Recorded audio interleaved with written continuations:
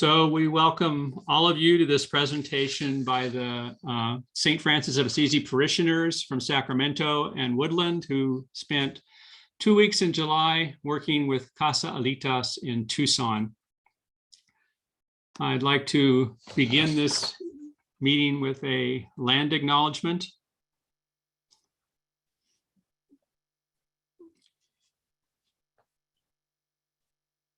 We offer appreciation and respect to the original inhabitants of our lands, including the Nisenan people, the Southern Maidu, the Valley and Plains Miwok, the Winton Patwin peoples, and the people of the Wilton Rancheria. We honor the Native people who came before us and still walk beside us on these ancestral lands. My name is Doug Thompson. I want to introduce Karen Shepard and Jane Potter.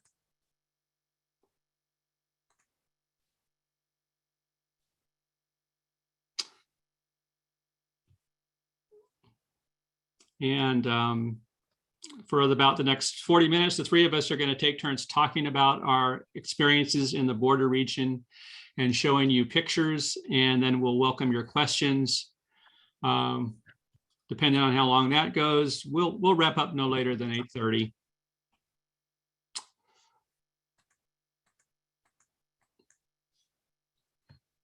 Okay, and I will now ask Jane to lead us in an opening prayer.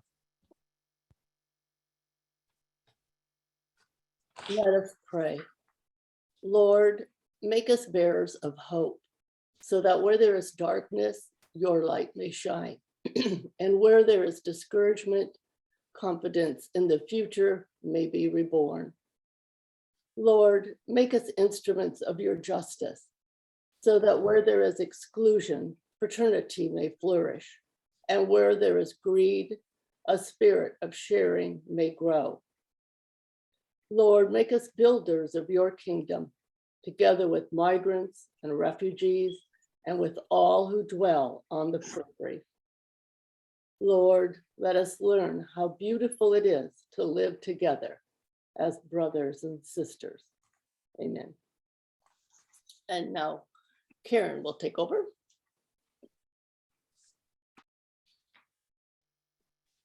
Good evening, everyone. We're so happy to have so many people with us. It looks like we are up to 27 participants now, so that's wonderful. Before we begin our presentations, I would like to acknowledge Sister Janet Ackerman, who is here tonight, and I think some people from her group and from her Dominican community are here as well. But Sister Janet and her group of volunteers actually went to Casa Alitas, and then they did a presentation to St. Francis Pathways for Justice Committee. And as a result of that, it really kindled a light within us to begin exploring whether or not this could be a mission for us. And so we thank you, Sister Janet, for bringing that to us. I just want to also acknowledge Anne, Sister Anne Pratt, part of your Pathways in the past, a member of my community. And I love the networking that's been happening, and Anne has been very much a part of that. So thank you. We are fortunate to have Anne still as a member of Pathways for Justice, so we feel very fortunate about that. Okay, we're going to get started with our slide presentation.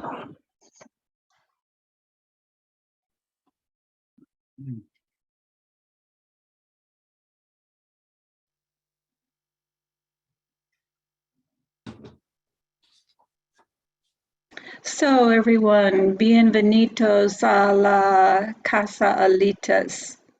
Welcome to Casa Alitas. Next. So we thought this was an apt this was a very apt saying for us to begin our presentations with. And there's a butterfly there because Alitas means wings, and certainly it could mean butterfly wings. So house of the wings, house of butterfly wings, perhaps. Migration is an expression of the human aspiration for dignity, safety, and a better future. It is part of the social fabric, part of our very makeup as a human family, and that is attributed to Ban Ki-moon. So there is a lot in the news right now about refugees, and last week the United Nations High Commissioner for Refugees stated that more than 100 million people have now been forced to flee their homes around the world due to food insecurity, the climate crisis, the war in Ukraine, political instability, and other emergencies as leading causes. So we're also learning every day about the asylum surge at our southern borders in the United States, and how that is being both handled and mishandled.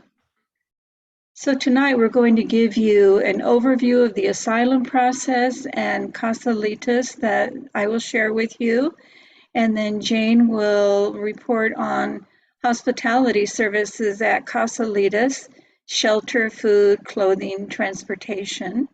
And that will be followed by a report about the water drop that Doug participated in with Green Valley Samaritans. And then we'll go to our conclusion and questions. If you have questions during the process, you can go ahead and put them in the chat room, and we will pull those out at the end of the program. We refer to Casa Alitas as a welcoming center as well as Casa Alitas. So you may hear us saying the Welcome Center, or you may hear us say Casa Alitas. That both of those refer to Casa Alitas. Next, please.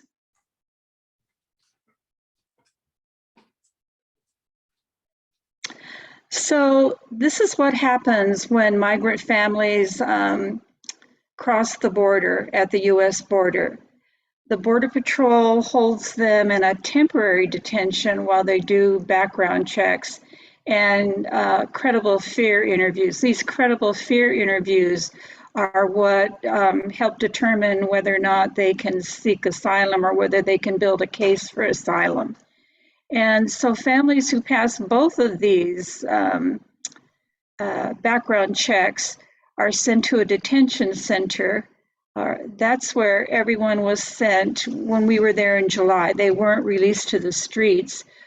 They were released to Casa Alitas, although Border Patrol may release others to the street, but we weren't aware of that. Families who don't meet the criteria for asylum are deported, so we do not see them.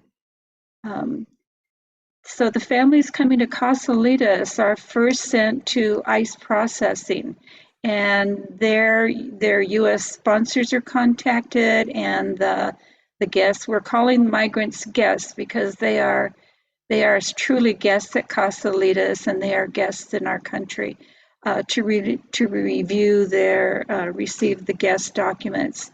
And so families are brought by ICE, by Border Patrol in their buses, where they receive food, clothing, hygiene supplies, temporary housing, and support. And then the Alitas team, which is quite extraordinary actually, helps families contact their sponsor and arrange for travel. And these travel arrangements are made incredibly quickly. I think Jane will probably refer to that more when she does her presentation, which includes transportation. So Alitas volunteers assist families in arriving at the bus station or at the airport for their trip. We only had one guest who went to the bus station in Tucson. All of the other guests that we assisted went to the airport for their travel. And then once they get to their sponsor, in many states throughout the United States, they're referred to Catholic Community Services for continued support. Next. So the asylum process is kind of a murky process, and it's one that we certainly don't understand completely, but we thought it would be helpful to let you know who the asylum seekers are and what the criteria is. So asylum applicants in the US are granted humanitarian parole. This is also the type of assistance that the Afghanis who were airlifted from Afghanistan received when they came to the United States. And they received temporary permission to remain in the country. So it doesn't mean that they're going to be staying here forever. It's not a lawful immigration status, and they can still be detained. They're not eligible for government benefits like Medi-Cal or food stamps, but they are eligible for work visas after they've been here 6 to 12 months. And to a number, everyone that we talked to, almost everyone we talked to, really was very eager to work when they got here. So their time after their initial interviews with ICE, their time waiting for that asylum hearing, which determines whether they stay here or whether they go back to their countries, can be upward of 4 and 5 years. I mean, the backlog is just incredible. It's very, very long. And there are very high denial rates. So in 2020, the immigration judges denied 70% of asylum claims in 2020. So it really behooves the asylum seekers to get legal representation if they can, to retain an immigration lawyer either by paying them or getting someone who does pro bono work. Only 10% of cases without legal representation are granted. That's a very slim margin compared to 49% of cases who have legal representation who are granted. So eligibility for asylum means, excuse me just a moment, I'm turning my phone off.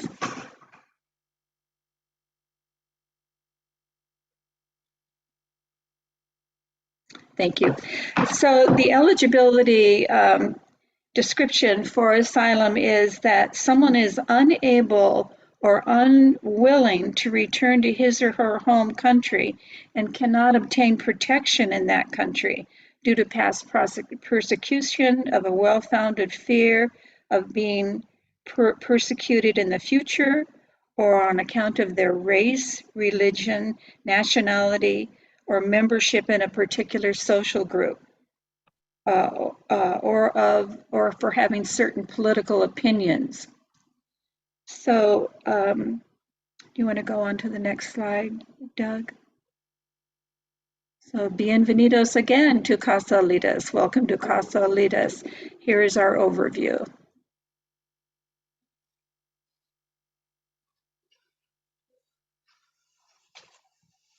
So this is what the guests see when they first come to Casa Alitas, when they're dropped off by that Border Patrol bus, and it's a very cheery, welcoming setting. And before we start to tell you more about the Casa Alitas setting, which is actually a former juvenile detention center, we want to tell you a little about the background for Casa Alitas. Casa Alitas is a program of Catholic Community Services of Southern Arizona, and it began in 2014 as a result of ICE and Border Patrol leaving large groups of immigrants at the Tucson Greyhound station or downtown when they brought them to the United States. So in response to that, Casa Alitas started a 5-bedroom home to offer hospitality, and they were able to support 16 guests at that time. And then in response to larger groups of migrants seeking asylum in 2018, the Welcome Center expanded to operate a shelter with a capacity of 300. And then in 2019, Casa Alitas moved to this permanent center, as I said, a former detention center in Tucson. And Jane is going to talk to you more about what this shelter is like and show you slides of how the guests are cared for when she does her presentation. Yeah. I will say that when Jane does her presentation, you'll see that this former detention center has been brightened up considerably, so it no longer looks like a detention center, to the credit of Casa Alitas.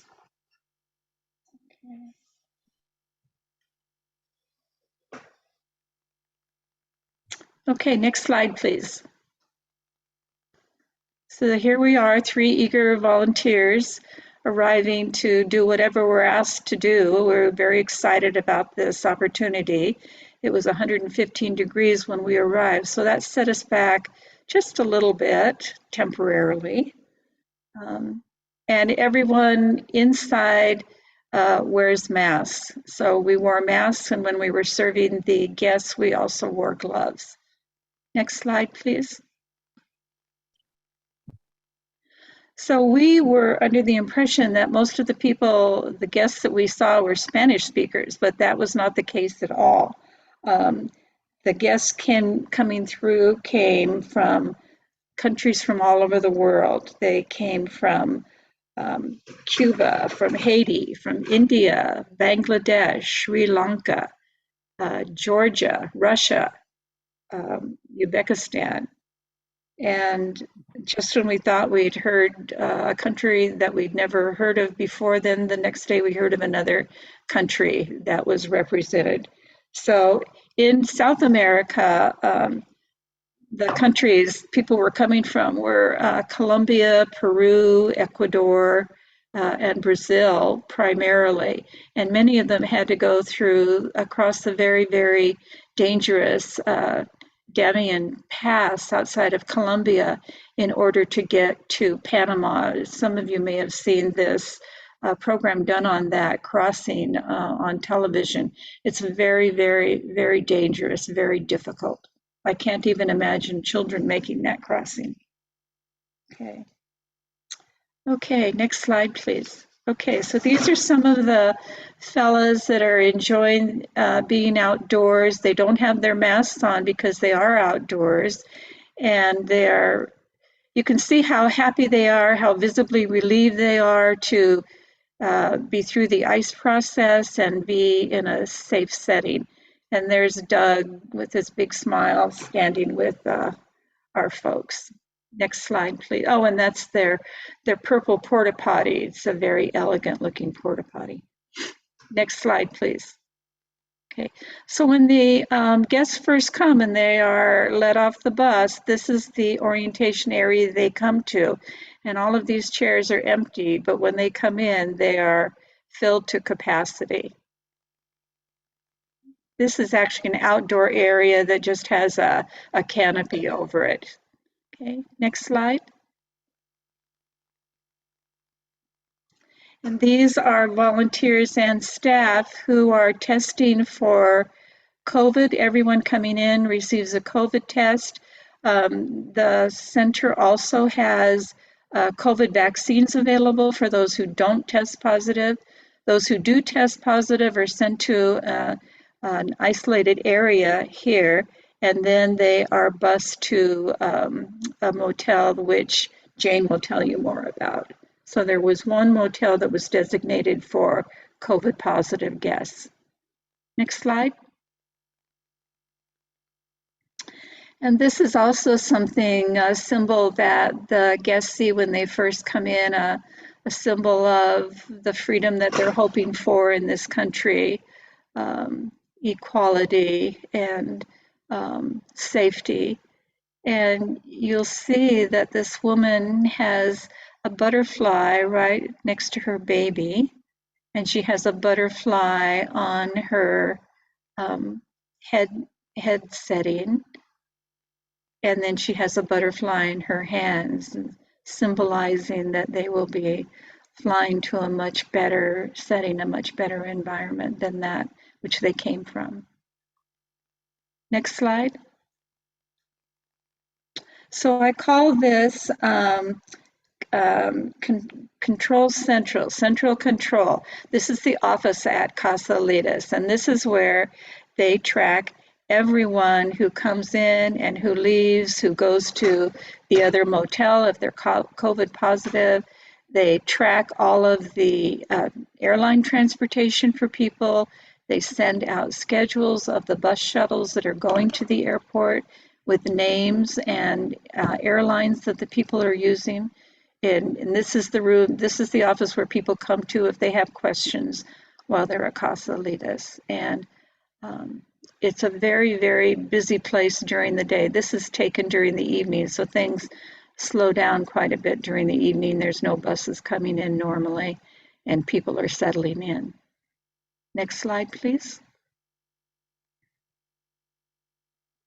So now Jane is going to talk about hospitality at Casa Alitas. She's going to talk about food, shelter, clothing, and transportation. So, Jane?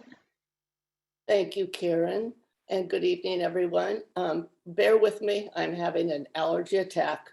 So sometimes my voice is raspy and sometimes I cough, but I'll try to hold it. So I think of Casa Alitas as a humble haven. It's a safe place for those seeking asylum to rest and rehydrate, eat, shower, care for their children after a long and unsure journey to the US border. So we're going to take a look inside Casa Alitas and also give you a review of what we did while we were there. So next slide. In this photo and the next one, you'll see a few of the mosaics that were created specifically for Casa Alitas to brighten the drab walls of the former juvenile detention center. The next one. And now the next one. Moving on, there's a chapel that's available to the guest. The chapel has items that are used in many different traditions of worship. And the next photo shows just some more views of the chapel. And the next photo is, or the next slide, is a photo of that's in the chapel itself. Families belong together. And you can see down at the bottom where some of the guests have written that in their own language. So it was a powerful picture for them. And next slide, please. It's probably obvious what this is. This is the playroom for all the youngsters. It's also used for art projects during the day with the children. And the next photo is of the patio where parents can rest and children can play on the play structures. And you'll probably see something on the brick wall there. In the next photo, you'll get to see that a little closer because many of our guests have autographed the brick wall with their names, their countries, messages, the year they were there. And this one, for example, is a big heart that says, "I love the USA." And that's they're from Brazil. And the next photo, you'll see even more signatures and hearts and a flag. So it's very good that all these people left us a little something to remember them by in our prayers. And next slide. So after the guests complete the intake process and are negative on the COVID rapid test, they're assigned to a sleeping room. And the next slide, you'll see these are the doors to the former cells for the juveniles. And they did all they could to make it more friendly and welcoming by painting them purple and having colored curtains and having colored walls around them. And so they're actually far better, even than far less than a basic motel room, but way better than the accommodations they had at the border. So now the next slide will show you what the typical room looks like. Pretty bland. There's a toilet and sink, but they are not operable. And they do go down the hallway for a shared bathroom. And for families, they do have, oh, not quite yet. For families, they do have bunk beds for the rooms. And they're usually just here for 1 or 2 nights. So they're not here for a really long time. And next slide. This is the area the guests are most happy to see, because now they have an opportunity to take a shower after several days without one. And there are showers in the same pod area where their sleeping rooms are.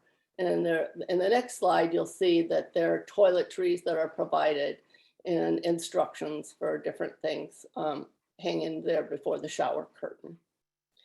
And next slide. For those guests that are positive on the COVID test, they are housed at what's called the Red Roof Inn, which is a motel that has been taken over by Casa Alitas, specifically for this area, for the people who are positive. They also take any family members, even if they're negative, or any close friends that were with the person who is positive. So everybody is housed here. And this is the sign that is put up by the Pima County Health Department. And the next slide. This is the Red Roof Inn itself. So these people have a little bit better accommodation. They have a motel room. They have a refrigerator, they have a microwave. They have their own bathroom. The downside is they're going to be here much longer. They're going to be here at least 5 days before they're able to travel.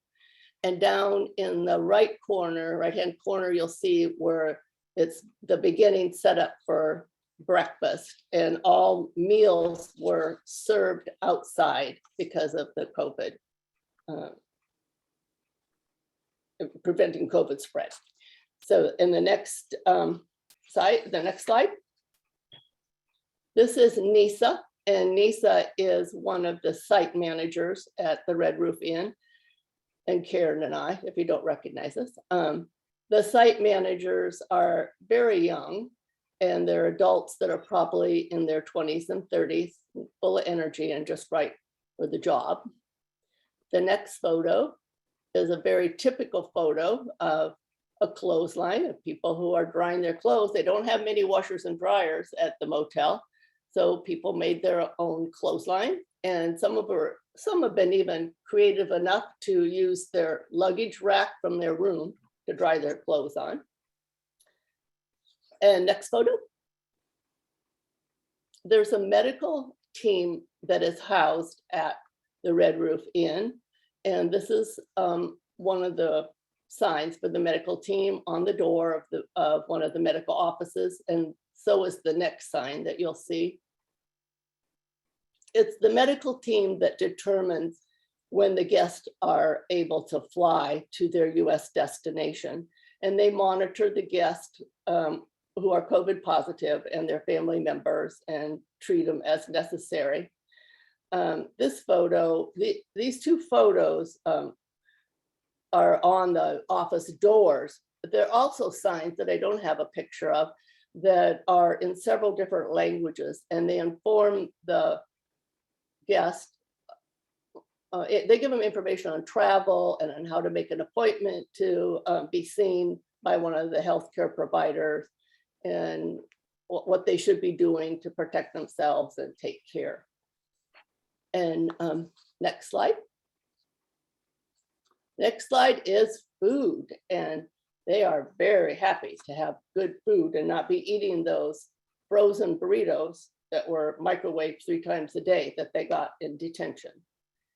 And all the food, including sack meals and frozen dinners, are prepared by an off-site vendor. So we did no cooking, which was probably good for the guests that I didn't do any cooking. And on to the next slide. This is Doug and I, and we are at Casa Alitas, and we are preparing the dinner, or they're called the meal sacks, for the Casa Alitas guest. And they include a sandwich and fruit and chips and also bars. And then we take along extra fruit and extra bars and extra little cookies because they all like to have a little extra things for their room. And they do receive a warm meal at Casa Alitas, and it's their lunch meal. So now the next slide is just basically showing you that we distribute the meal sacks and the warm meals to the guest in their pod. There are 2 pods at Casa Alitas, and they ask them to stay in their pod area as much as possible just to prevent the spread of COVID should anybody be positive. And next slide. And this is to show you that what the meals look like that are prepared, that are frozen and heated up. They're typically meat and a vegetable and potato or pasta. In addition, there's fruit and coffee, or cookies offered. And the people at Red Roof, which is where this is at, will heat their own meals in their room and they have a refrigerator to keep their meals. But at Casa Alitas, the meals are heated and passed out. And the next slide.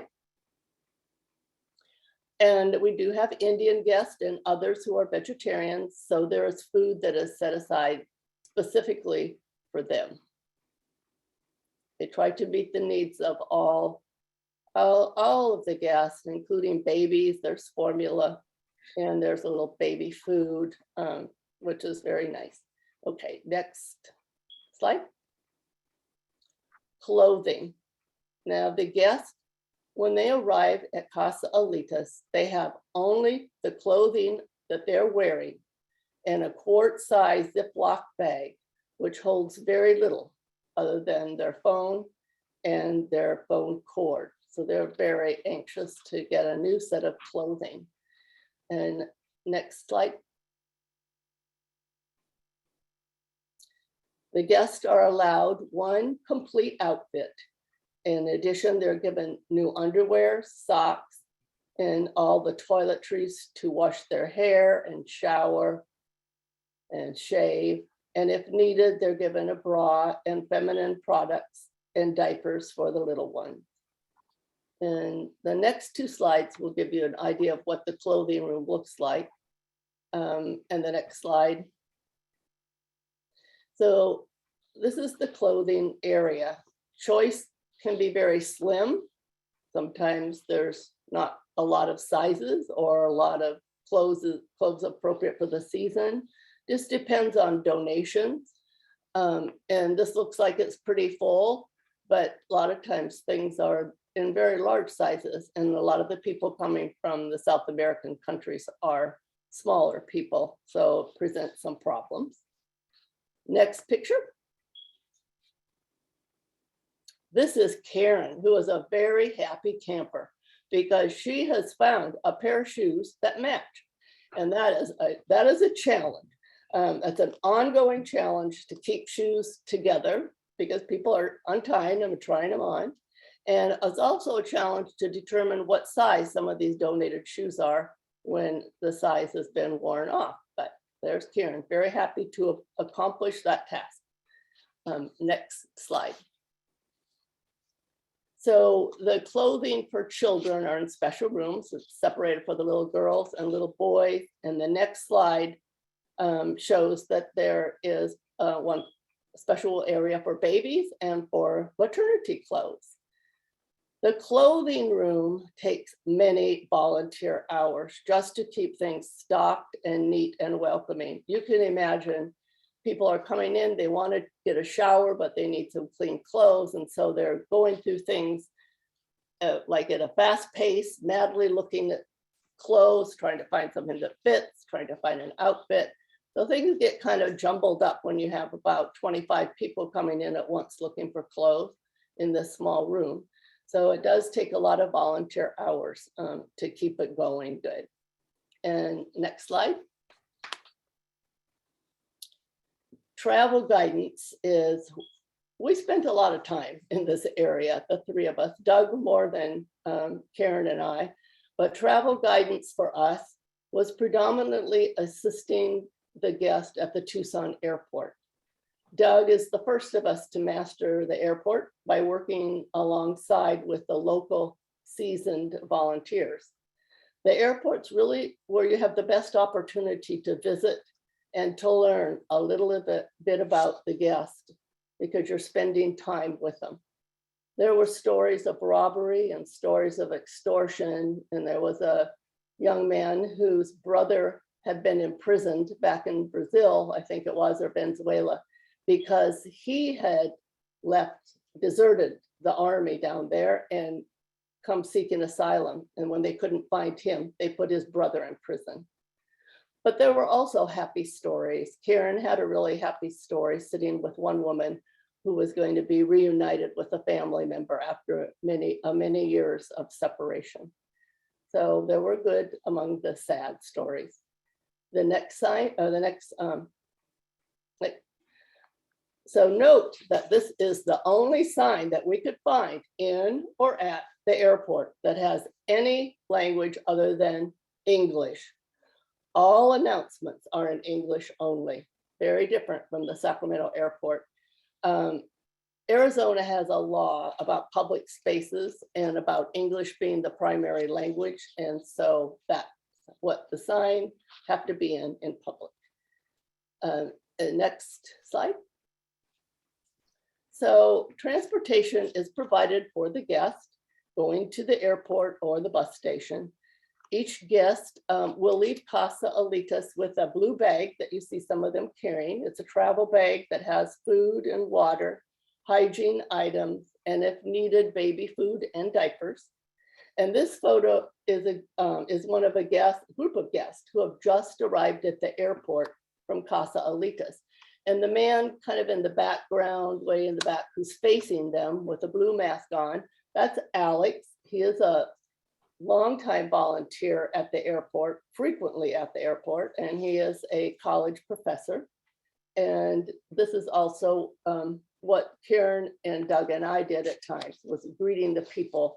And from here, the guests are walked through printing their boarding pass, having ICE documentation papers checked by TSA, which made them all nervous, and going through security screening and then on to the gate area. Now that sounds really simple, but often there were complications. Sometimes the ticket had not been paid for by the sponsor. A flight was canceled or a flight schedule needed to be adjusted to allow enough time between connecting flights. Sometimes their ticket was for boarding in Phoenix instead of Tucson, which was a little ways away. So we'd have to work on that.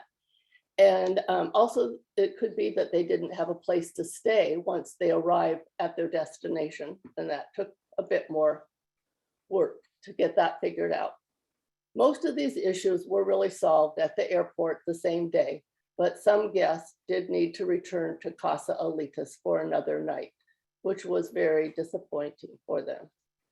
And the Casa Alitas staff keeps the airport volunteers well informed on the number of guests that are arriving on a given bus, what their flight is, and what their language is. And volunteers are in close contact with the Casa Alitas staff using WhatsApp.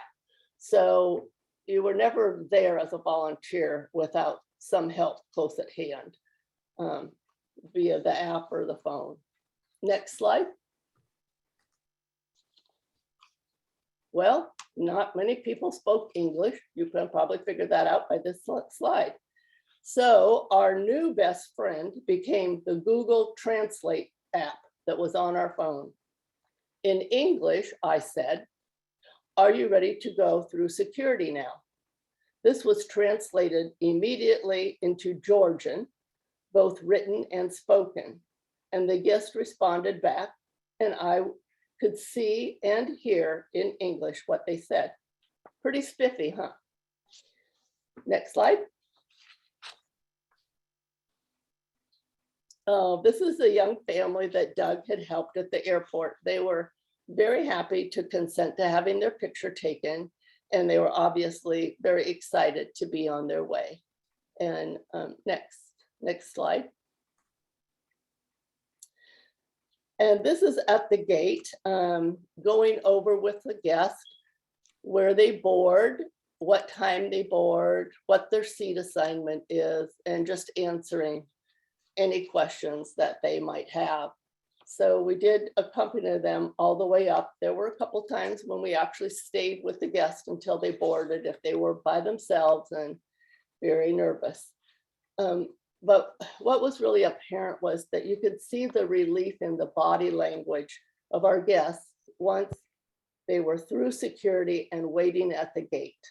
One young man was so excited when he was with Karen that I thought there was something wrong with him. And she said, no, he's just so excited he can hardly speak.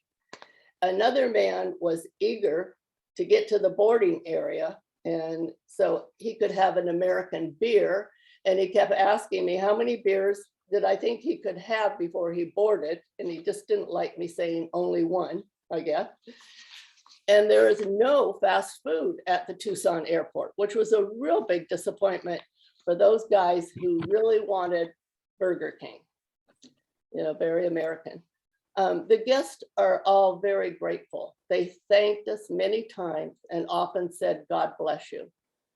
We did hear stories of families that were separated. We did work with a middle-aged man whose wife was held in detention, and he had no way of reaching her. He didn't know why they kept her.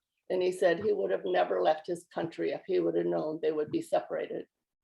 And then we had the family whose 18-year-old son was being held in detention, and they were flying to San Jose, California that day. And they would need to borrow $5,000 to pay the border patrol before their son would be released. So very, very difficult stories at times to hear, but also there were going to be reunions that were wonderful. And I remember a little boy and his father and how happy they were to be going to reunite with the little boy's mother and the wife. Next slide. A young guest drew this last slide. And for the three of us, it symbolizes the guests taking flight at the airport to their new place in the United States. Alitas means wings. For me, it was a profound experience to participate in their journey, even though it was a small part of it. And often now I ask myself, what would it take for me to uproot and do what they have done? And I think now it's Doug's turn.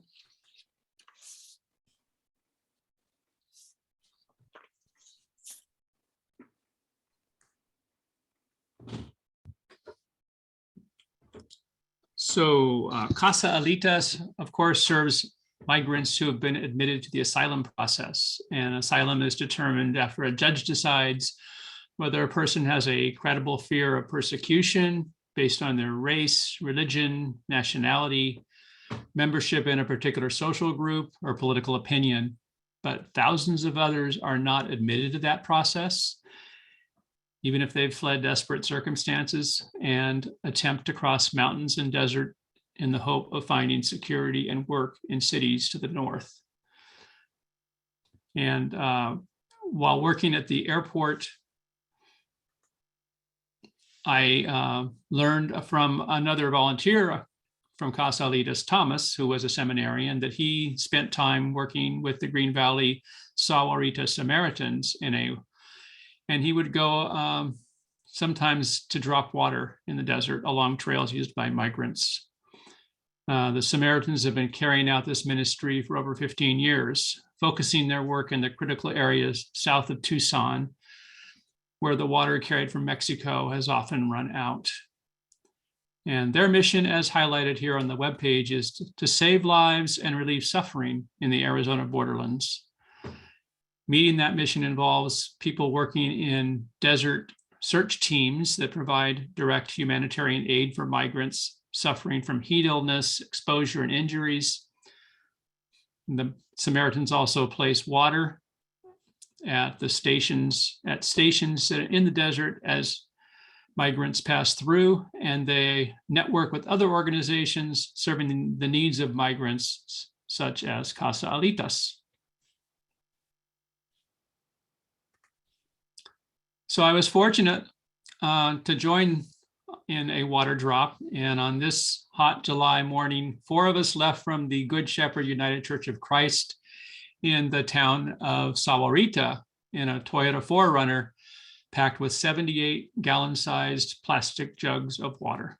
The Samaritans serve 4 separate routes in the desert. And on this day, we drove what they call the Gray Well route, shown here on this Forest Service map, along dirt roads, routes 684, like that, and then 482, which runs up this way. These are in the Red Springs area of the Tumacacari foothills. There is a stark beauty here. It's a rolling landscape dotted by mesquite trees and ocotillo and occasional wildflowers, seasonal wildflowers. But it's hot, very hot and dry, especially in July. We made 8 stops. At each stop, we loaded day packs, such as this one, with 1-gallon water jugs and carried them several hundred yards along a trail until we came to these wooden boxes. The Samaritans had these boxes made by a carpenter in Mexico. They're pretty secure, made to be resistant to animals. Sometimes they are vandalized. Here you see my companions, Rick, Mike, and Thomas, checking 2 boxes and replacing the water jugs that are empty or partially used. You also see a couple of blankets there, also placed in the boxes. Those are put in the boxes along with some basic energy foods. The blankets are used for warmth when it's cold and for shade in the summer months. Most stations have 2 boxes, and the boxes each hold 6 gallons of water, which we dated and initialed. The stations that we were visiting had been supplied 3 weeks earlier. And over the course of the morning, we used 66 of our 78 jugs of water. So we replaced 66 gallons and carted out 66 empties for recycling back at Good Shepherd Church. If a jug was partially used, we would empty it out and replace it with a full jug.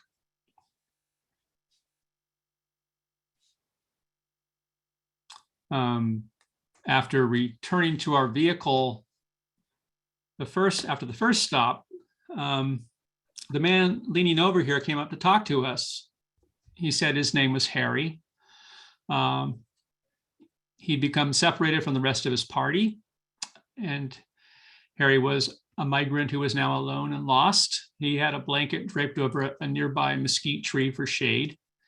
He spoke to us in Spanish, telling Rick and Mike here that he wanted to turn himself into the Border Patrol. He asked us for a ride. None of us spoke Spanish well, but Rick did manage to explain that we could not legally give him a ride. We didn't have cell phone service in this location. We could give him water and some food and point him the way to the boxes of water we'd replenished. We left him with the promise we would notify the Border Patrol of his location.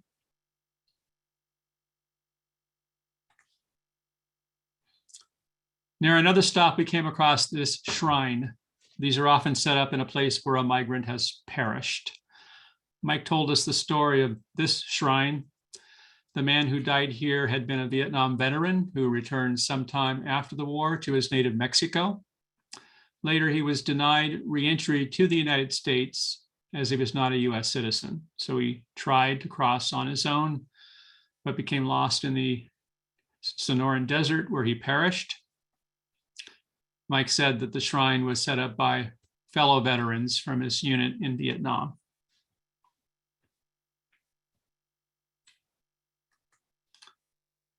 At a later stop, we again had cell service, so Rick is here on the phone talking to the Border Patrol, giving them Harry's location. Shortly thereafter, we crossed paths with a Border Patrol truck.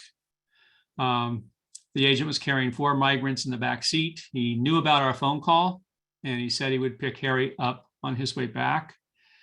Harry would almost certainly be deported, but he would be alive.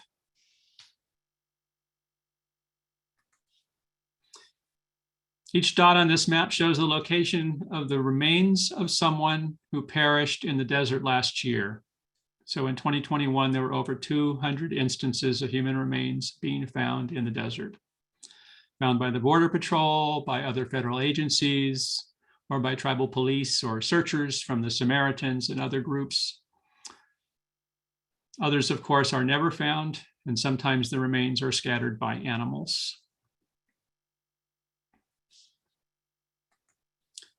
This map shows deaths since 1990. Actually, almost all of these are from the year 2000, since the year 2000. So in about a 20, 25-year period, over 3,000 migrant deaths documented. This is a graphic display of why immigration is a life issue.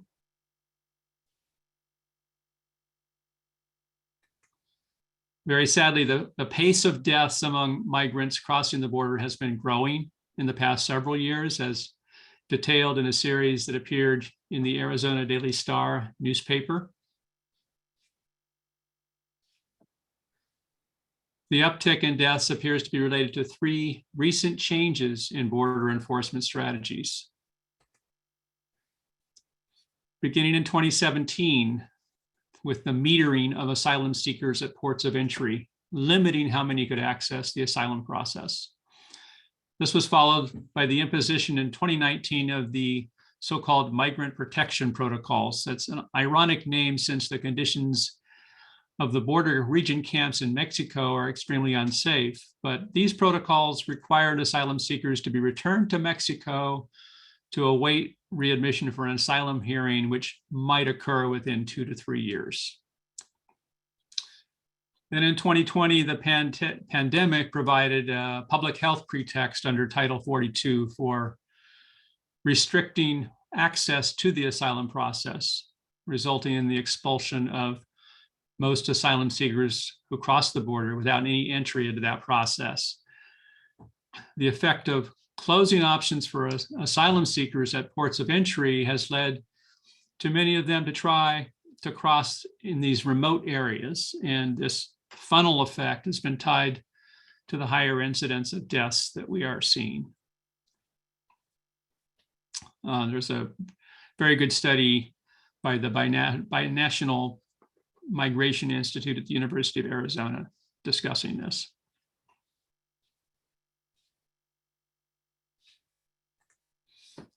I want to acknowledge that the borders in our transition slides tonight are from this bordado. We don't know who made this, but family members often give hand-embroidered tortilla cloths or bordados to their loved ones for their northward journeys. The Samaritans have found many of these in the desert, and this is a picture from the Samaritans website. The wording here on this bordada reads, "Que haré yo sin ti? What will I do without you?"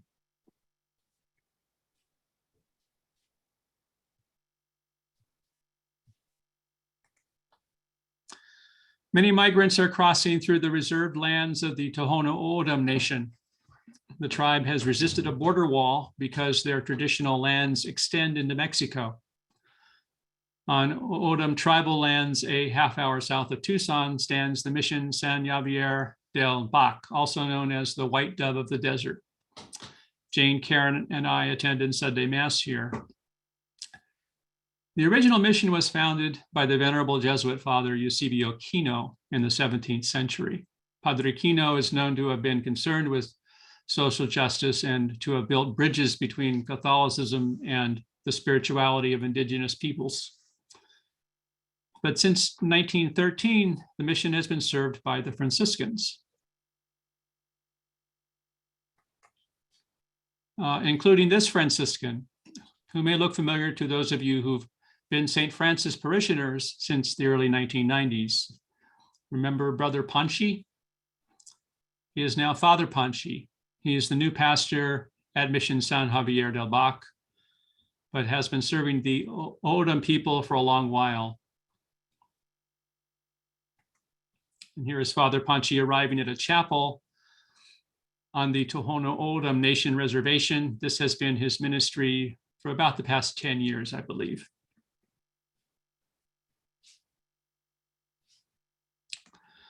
I want to conclude with this linoleum relief print.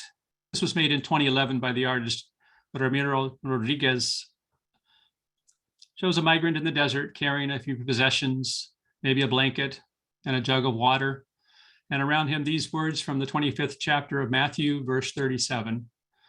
The righteous will answer him, Lord, when did we see you hungry and feed you, or thirsty and give you something to drink?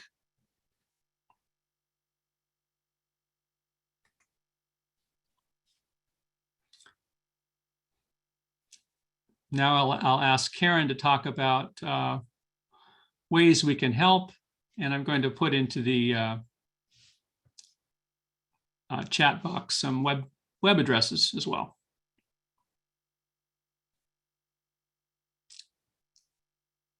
So Karen, if you'd like to unmute yourself and talk about how to assist this work. What? So give money. Jane, were you going to do this or shall I? I think you were going to do this and I'm doing Okay. it. Okay. So there are many opportunities to help with the needs of the guests at Casa Alitas. They always need clothing and toiletries and diapers. They need so many things. They need food. They certainly need monetary donations. And so if you go to their website, and Doug is putting this in chat, www.casaalitas.org, it's a very good website, and it gives a nice information about how you can help. They're always looking for volunteers, and their volunteer numbers get pretty sparse, and they were sparse during COVID, and they were a bit sparse when we were there because there weren't too many people volunteering at the Red Roof Inn where the COVID positive guests were staying. So there are many things that you can do for Casa Alitas without actually going there and volunteering. And then the Green Valley Samaritans certainly welcomes your donations and involvement in their work. We felt so good that Doug was given the opportunity to go out on one of their water drops. That was really, it was wonderful. It was a real blessing for him to be able to do that. And what we all need to do is become informed or better informed about the asylum process, which is really kind of like Jell-O. It's always moving and you can't nail it down. And even now with the numbers of Venezuelans that have been coming across the borders, the United States has now reinstituted a limit on the number of Venezuelans who can come through. I think it's 24,000. And after that number is met, they're going to be turning people away who are seeking asylum. So, and many people refer to the migrants coming across as illegal. Well, they're not illegal. It's not illegal to seek asylum in a country. That's your right to seek asylum. And it's not, you're not doing something against the law by seeking asylum. Next slide. So I think this is called the sales pitch. And I think that's what I'll call it, the sales pitch. I just need to say that Casa Alitas is a very organized place. And so as a volunteer, it's very easy to look at their daily schedule, to see where they need help and to sign up. So you're never at a loss for what to do there. The staff and the volunteers welcomed us with open arms and showed us the ropes and then just turned us loose. And you no need to worry about language barriers because Google Translation app is free, it's easy, and it's fast. So it knows languages that you don't even know exist. So no problem there with language.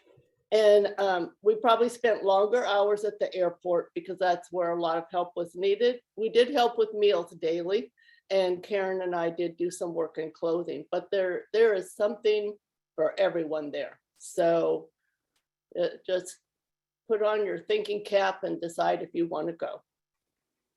Next slide, please. And this is on the board, bulletin board in the office there at Casa Alitas. And it's written by a sweet girl who said, I hope you feel safer here. I want you to know you're welcome. And she helped put together little donation packages.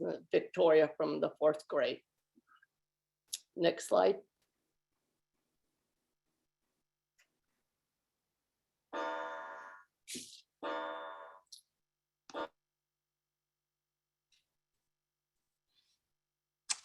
So Karen, would you like to Yes, begin reading this? yes. Yeah. This is a poem that's very unique. It was created by Brian Bilston, who is a poet, and he's described as the poet laureate of Twitter.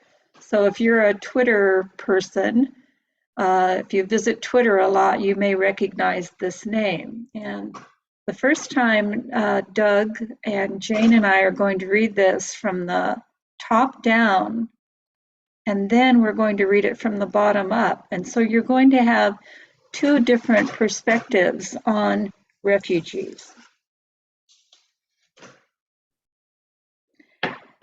They have no need of our help, so do not tell me these haggard faces could belong to you or me, should life have dealt a different hand. We need to see them for who they really are. Chancers and scroungers, layabouts and loungers with bombs up their sleeves, cutthroats and thieves. They are not welcome here. We should make them go back to where they came from. They cannot share our food, share our homes, share our countries. Instead, let us build a wall to keep them out. It is not okay to say people are just like us. A place should only belong to those who are born there.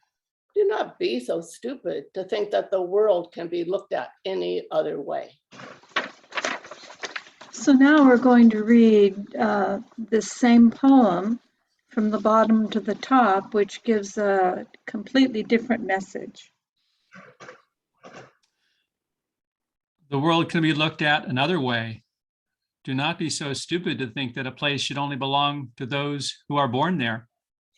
These are people just like us. It is not okay to say, build a wall to keep them out.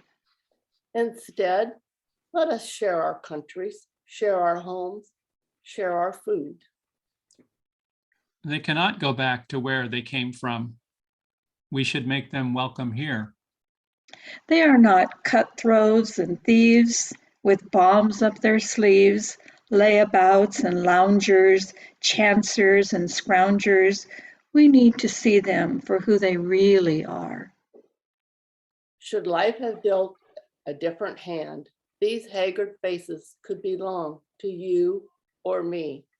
So do not tell me they have no need of our help.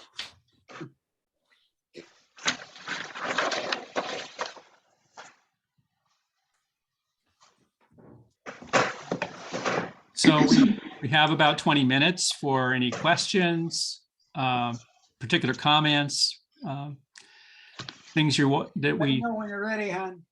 yeah. So you can raise your hand using the hand raising option in Zoom here, or you can wave at us and we will look for you. Or you can just speak up if you have a question or a comment. Doug, there's a question in the chat, and the question is, Are there local migrant centers around Sacramento that might also need our help? Good. Well, you've had some recent experience with that, Karen. Do you want to talk a little about what your experience with the Venezuelans who came here? Yes, if we're talking about asylum seekers, NorCal Resist is the organization that has taken the, I think, 11 Venezuelans under their wing, and they are providing them with housing, with food, with all of the necessities. Volunteers are taking them to their ICE appointments, to medical appointments, to get signed up for many different things. I took Venezuelan shopping at the grocery store. I took them to an optical shop because they needed to have new glasses. One of the gentlemen had his glasses stolen when he was in Colombia. There are many, many robberies on the way here, and they even took his glasses. So NorCal Resist is crying for volunteers.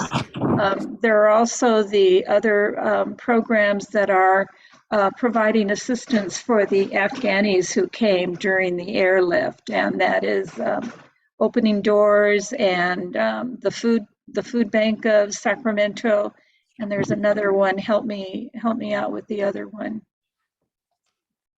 Is it IRC, International Rescue Committee? Yes. Thanks, Doug. Okay. I had a question in regards to question. Yes, go ahead.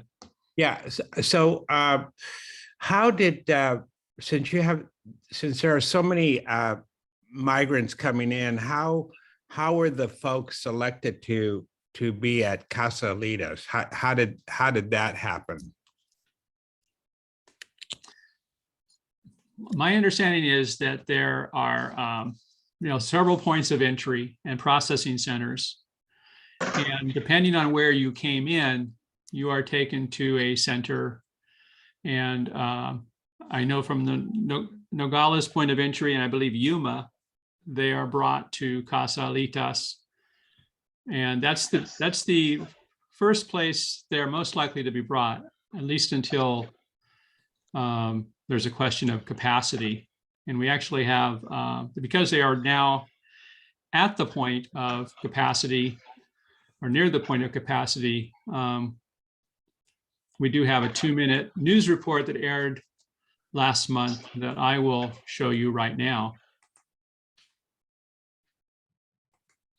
Thank you. A local shelter may soon have to turn away migrants as they near capacity.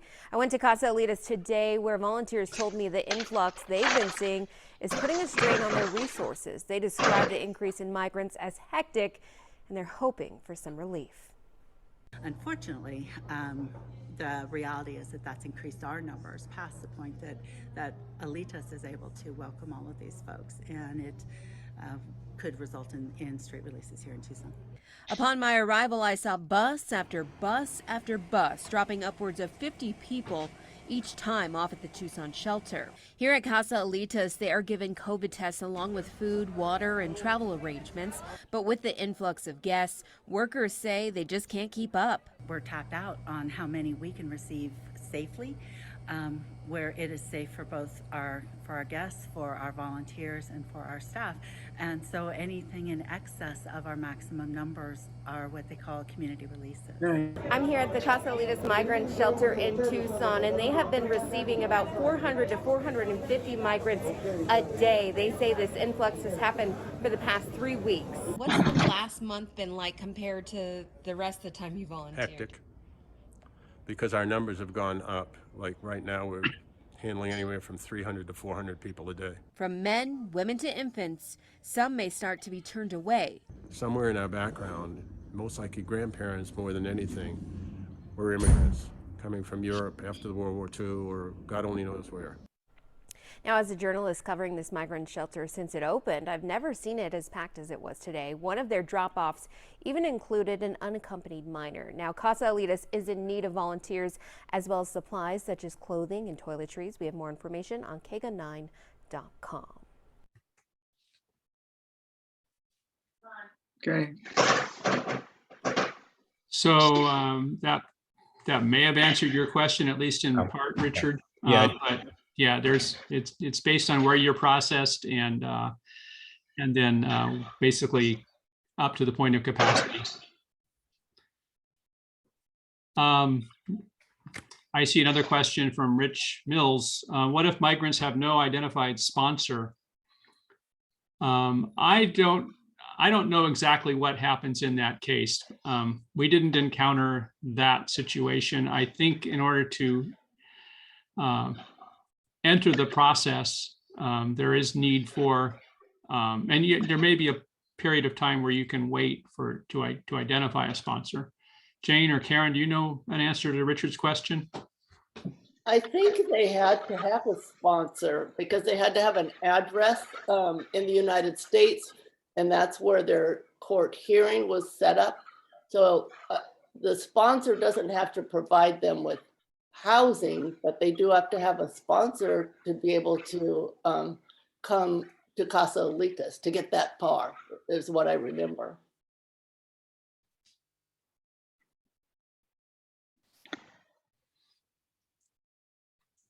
Okay, and I see Rosalie has suggested a book, The Land of Open Graves by Jason De Leon, about living and dying on the migrant trail. So thank you for that. Are there other questions? Janet, you have your hand up. Sister Janet. Oh, you need to unmute yourself, sister. Thank you. These are partially comments.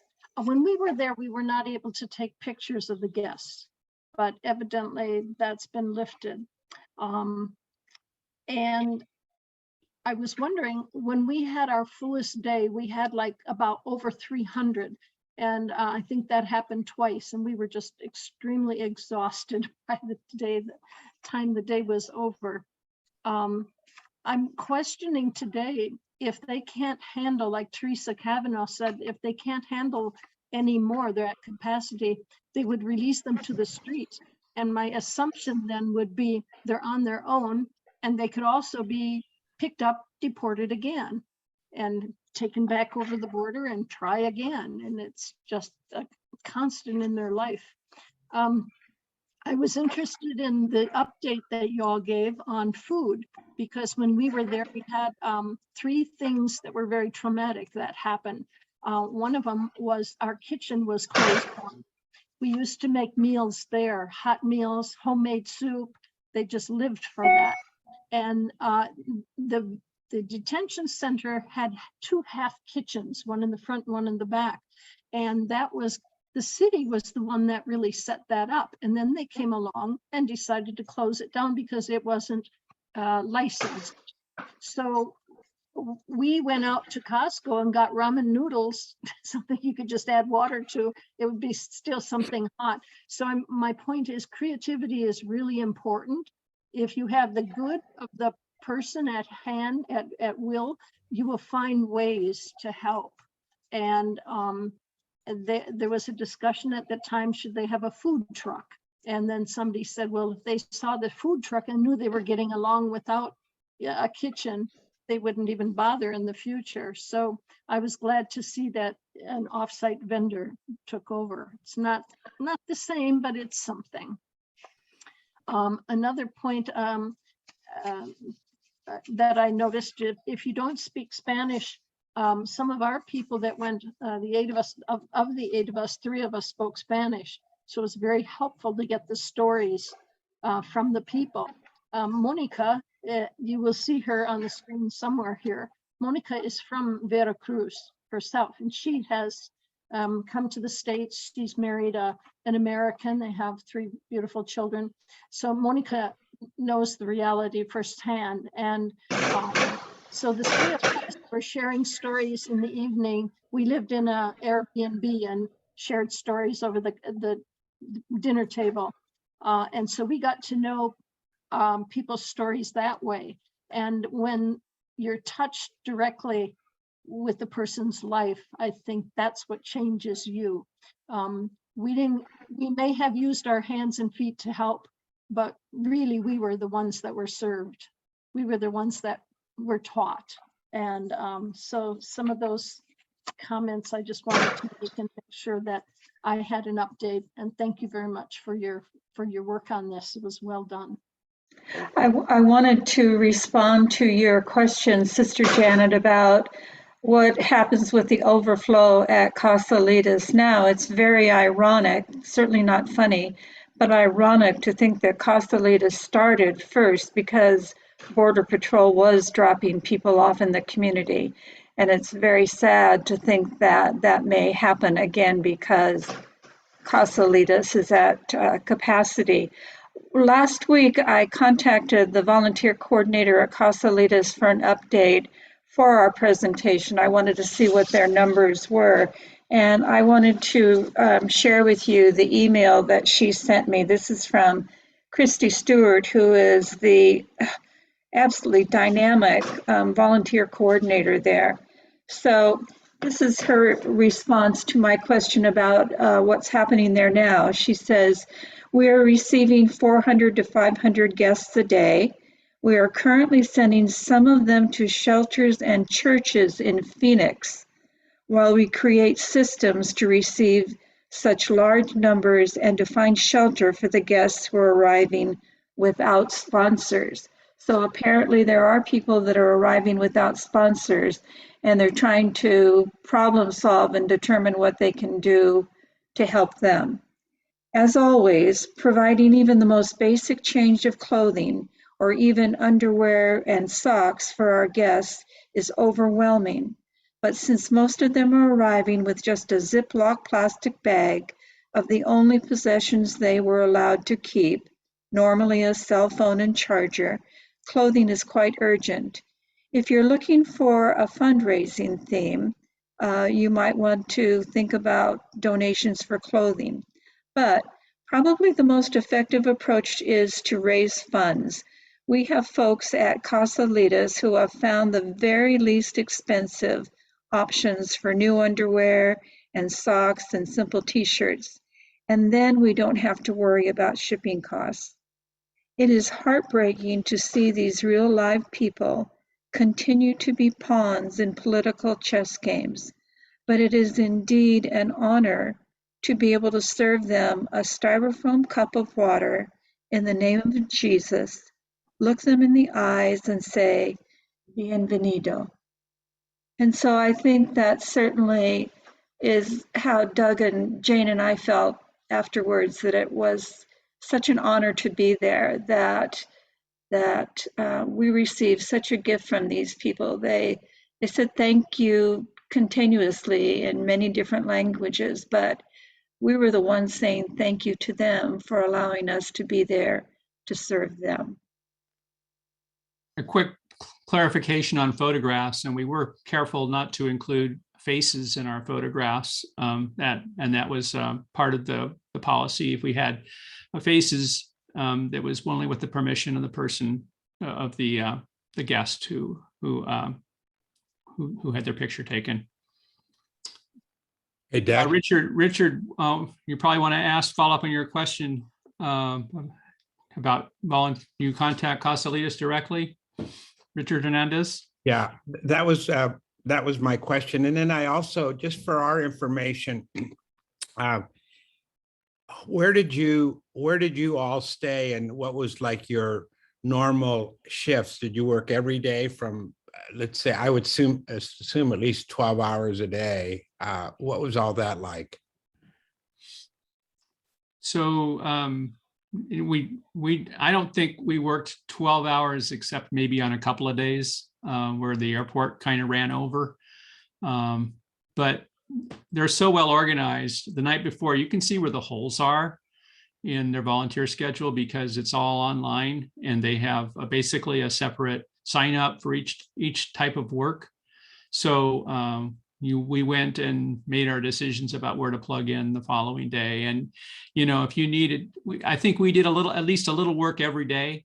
And on average, we probably spent, an 8-hour day or maybe a 10-hour day, but not 12 hours usually. And you really, if you got tired, you could take a day off, and, there was flexibility built in. There's not really a specific expectation that you're going to do this full time if you get tired. You And where did you stay? you have a lot of leeway. And we were quite fortunate to stay at actually a home that belonged in the family of the volunteer coordinator, and they were away. So we were offered use of the home, which made a big difference for us. And even the use of their vehicle, which made it possible for us to go to the Welcome Center and then over to the airport and kind of get around the various locations, Red Roof Inn, the various locations where we were doing work. So we were fortunate to have our lodging covered for the period we were there. And I think Karen may have, you may have more to say about that, since I think you made those arrangements, Karen. Well, actually, Casa Alitas tries very hard to find lodging for the volunteers coming in, to find lodging that they don't have to pay for. And so it looked like we were going to stay elsewhere in the beginning because there were going to be nuns staying in the house that we eventually ended up in. And the nuns ended up going to staying in a convent in the area. So we were able to stay at the house. We were there for 2 weeks, and we did work every day because we felt that we were there to work. And the weekends were really, really important because the Tucson volunteers normally don't work the weekends. I mean, they are working so often. So we filled in the weekend hole. So we may not have worked a total day, but we worked every day. And it really wasn't difficult. Probably the most difficult part was just getting used to the heat, but we did spend a lot of time indoors. Yeah. And to clarify how long we were there, Rosalie's asking, we were there for 2 weeks. So did you say to contact them directly if you were interested, or you knew people that were interested in doing this? Yeah, and if you go to the website, for Casa Alitas, there is a tab where you can go there's even a little video on there, and a lot of information about what volunteers can do. And yes, you can contact them directly. Would you agree, Karen? That's the best approach? Yes, Richard, I would go to the website. Yeah. That's where you should start. I think the volunteer coordinator's name is Juliana Huntington. If you see that on the website also. Also, at the time we went, I don't know if the process changed, but Catholic Charities has 5 different centers in Texas, Arizona, and California. And Casa Alitas is the one for Arizona. If you give donations to Catholic Charities, they divide them up for their 5 centers. However, if you want something to go directly to Casa Alitas, you would make out the check directly to Casa Alitas and their address on Speedway. Well, that's a really good point, Sister Janet. And I'm not trying to cheat Catholic Charities, but I think there's politics there that it's good to know.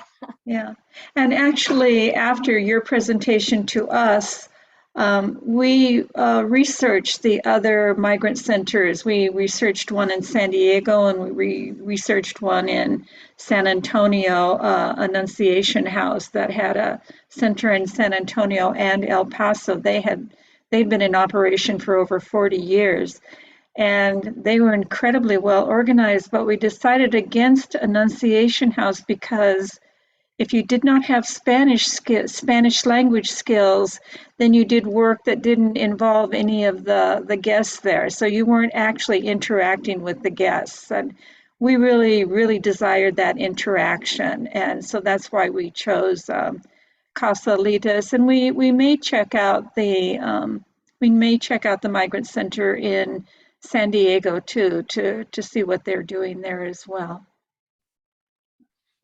Thank you very much for your presentation tonight.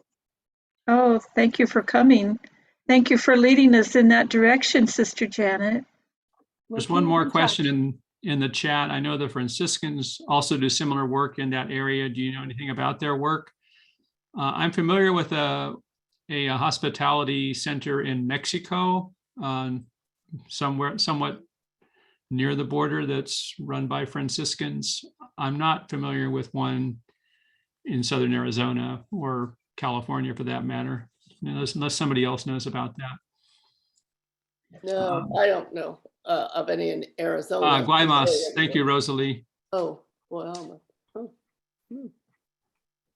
All right, and we are upon 8:30. Promised we would finish up at 8:30.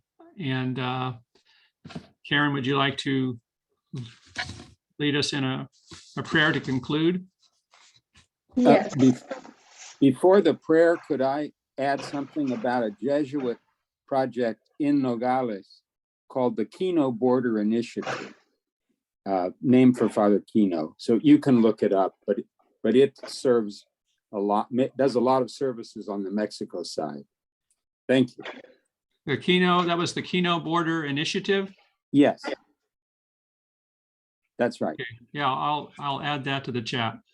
Thank you. So I'm going to read the peace prayer of St. Francis. This is a prayer that we say every week at Mass. It's in our bulletin. And let us pray. Lord, make me an instrument of your peace. Where there is hatred, let me sow love. Where there is injury, pardon. Where there is doubt, faith. Where there is despair, hope. Where there is darkness, light. And where there is sadness, joy. O divine Master, grant that I may not so much seek to be consoled as to console, to be understood as to understand, to be loved as to love. For it is in giving that we receive, it is in pardoning that we are pardoned, and it is in dying that we are born to eternal life. Amen. Amen. So thank you all for being with us tonight. We hope that that this was a presentation that might make you think about volunteering, or volunteering and donating, or just donating. But believe me, the three of us would say that you come away with much, much more than you give if you volunteer. All right. Thank you. Yes, thank you all very much.